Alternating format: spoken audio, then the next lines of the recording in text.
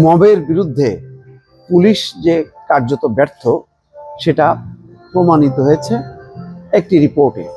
সেই রিপোর্টে বলা হচ্ছে মব তৈরি করে হত্যায় আসামি গ্রেপ্তার মাত্র 1.27%।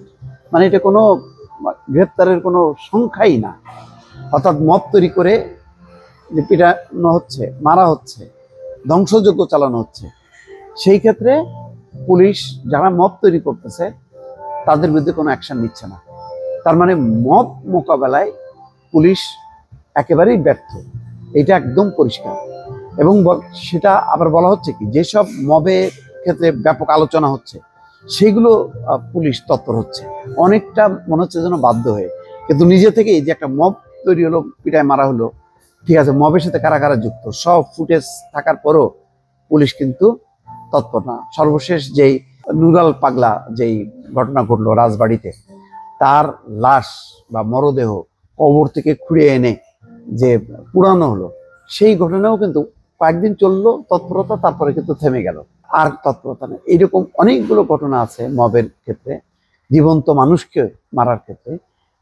শেষ পর্যন্ত সেই যারা জড়িত যে মব তৈরি করার ক্ষেত্রে সেই তাদেরকে গ্রেপ্তার করা হলো। যে রূপলাল, যার মেয়ের বিয়ে হলো কয়েকদিন আগে, 2 নাপিত, তাদেরকে পিটায় মেরে ফেলা হলো।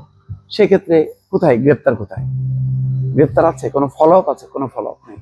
এখানে বলা হচ্ছে যে 46টির মধ্যে 36টি ঘটনায় মামলা হয়েছে। 46টির মধ্যে মাত্র মানে 36টি ঘটনায় মামলা হয়েছে। বুঝলাম যে মামলা সংখ্যাটা ভালো।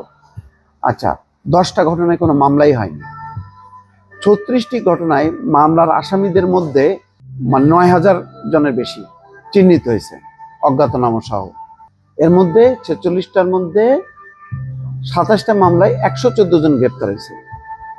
6 মামলায় অভিযোগপত্র দেওয়া হয়েছে, 9 মামলায় কোনো আসামি গ্রেপ্তার হয়নি। তার মানে আপনি এই মব কিভাবে ঠেকাবেন, যেখানে পুলিশ অক্ষম?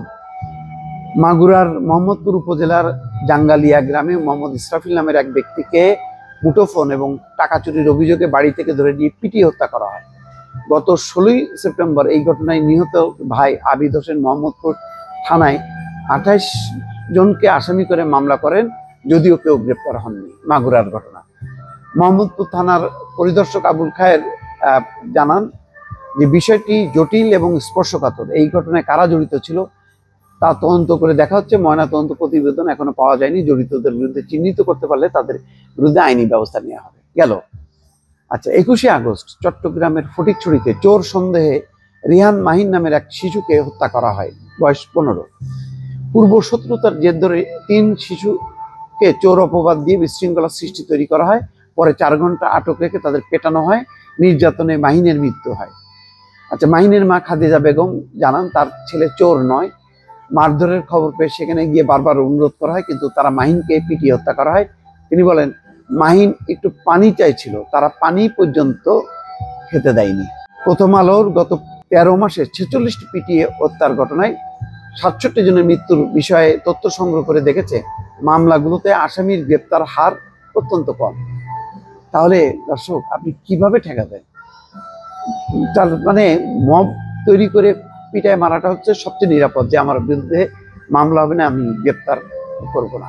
তাহলে বুঝতে পারছেন যে মব কেন উৎসাহিত হচ্ছে সাম্প্রতিক সময়, এবং মবকে কেন নিরাপদ হাতিয়ার মনে করছে দুর্বৃত্তরা।